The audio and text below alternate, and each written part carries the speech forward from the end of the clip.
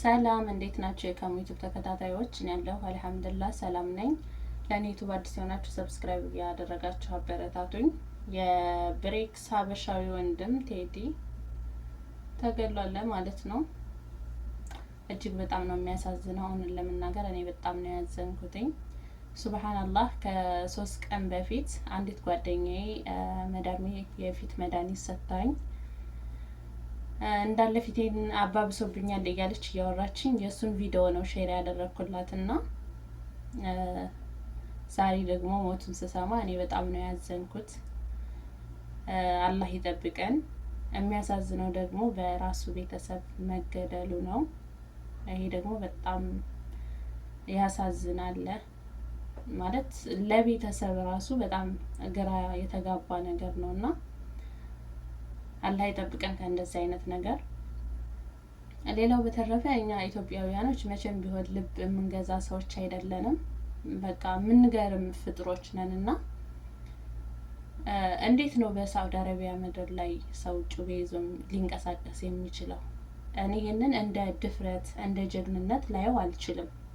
እንደ መሀይምነት ነው እንጂ እንኳን አይደለም በሳውዲ አረቢያ ምድር ላይ ሀታ በሀገራችን ስለታማ የሆኑ ነገሮችን ይዞ መንቀሳቀስ ወንጀል ነው፣ በጣም ያስቀጣል።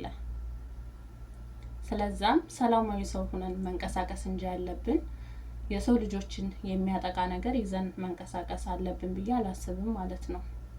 እዚህ ሀገር ላይ ያሉ የዚህ ሀገር ዜጋዎቹ ራሱ አንገታቸውን ደፍተው የሚኖርበትን ሀገር እኛ ግን ሌላ ጉዳይ ውስጥ ነው ያስገባ ነው ማለት ነው። በዚሁ አጋጣሚ ደግሞ ያው ብዙ ኃላፊነት ያለባቸው ሰዎች ስራ መስራት አልቻሉም። አሁን እንግዲህ በዚህ በልጅ ሞት ብዙ ነገሮችን እያካሄደ ነው የሀገሩ መንግስት ማለት ነው፣ ስራውን መስራት ስላለበት። ኢትዮጵያውያኖች ተብለን ነው አሁን ላይ እንትን እየተባልን ያለ ነው። በዚህ አጋጣሚ ማን ነው የሚጎዳው? ንጹህ ሰው ነው የሚጎዳው። እና አላህ ይጠብቀን። እባካችሁ ልብ እንግዛ፣ የመጣንበትን አላማ አንርሳ።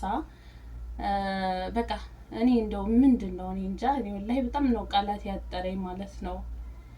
ማለት በቃ የዛ ሀገር ዜጋ ራሱ አንገታቸውን ደፍተው ሲኖሩ እንኳን መረዳት እኮ አለብን። ምንድነው ችግሩ? ምን ስላለ ነው? በቃ የሀገሩ ህግ እንዴት ነው ብለን መንቀሳቀስ አለብን። የኛ ሰው ግን አልሆነ ነገር ላይ ነው የሚሰማራው። ንጹህ ራሱ ስራ የሚሰሩትን ልጆች መስራት በቃ አልቻልንም። ስራ ሰርተን መግባት አልቻልንም። እጅግ በጣም የሚያሳዝን ነገር ነው ይሄ ነገር ማለት ነው። መቼ እኔ ልብ እንደምንገዛ አላሁ አለም። አላህ ይጠብቀን ከእንደዚህ አይነት ነገር። ልጁ በጣም ያሳዝናል።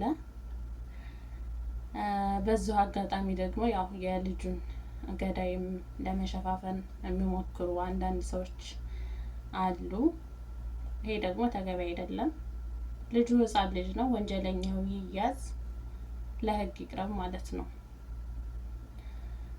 እና አላህ ይጠብቀን ውዶችዬ። ዩቲዩብን ሰብስክራይብ እያደረጋችሁ አበረታቱኝ። ኢንሻአላህ በሌላ ቪዲዮ እንገናኛለን። ሰላም አለይኩም ወራህመቱላሂ ወበረካቱ።